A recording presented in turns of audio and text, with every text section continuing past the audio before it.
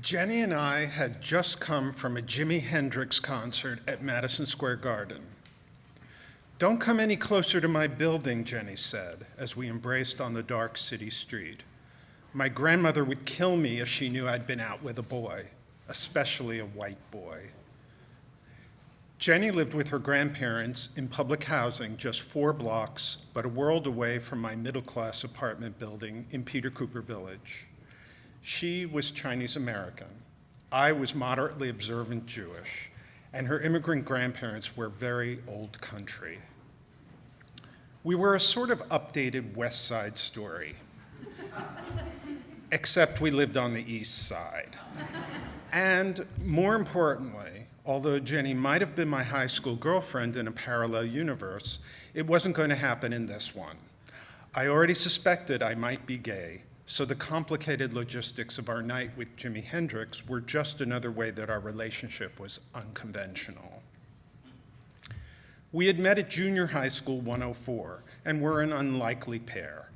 She was poor, worked after school and on weekends as a supermarket cashier, and was a de facto orphan because of a complicated family situation.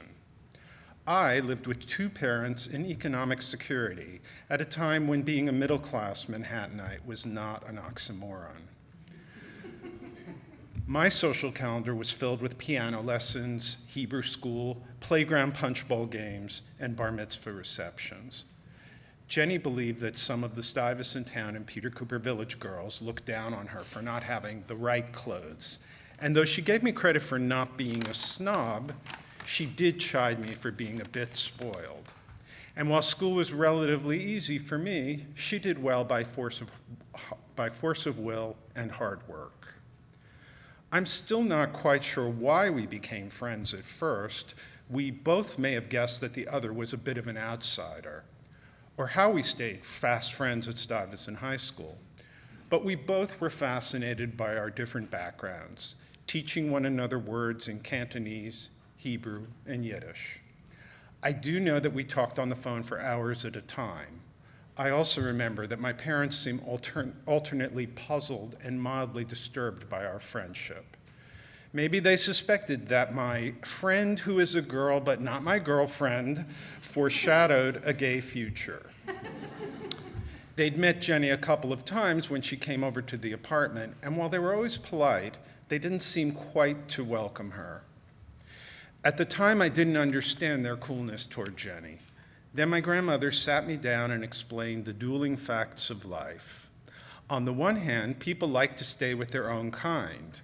On the other, those shickses are trained by their mothers to go after Jewish men because they make the best husbands. I often repeated that line to my lapsed Catholic husband, and it never failed to provoke an eye roll. As if to say, whatever grandma may have told you, you're not all that. I might have figured out the score earlier, but even in post-Stonewall New York, no one talked much about gay people. Self-knowledge came slowly, often only when looking back. I didn't understand until years later why I remembered a certain water balloon fight so vividly. A group of us were gleefully attacking each other with the loaded balloons one day after school was over. Our wet shirts and pants enticingly revealed the bodies that lay beneath.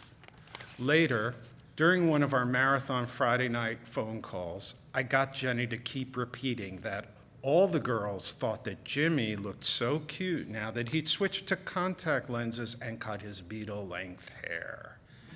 Even though she was one of my closest friends, I couldn't yet articulate to myself that I felt the same way, much less say the words out loud. So I let her speak them for me.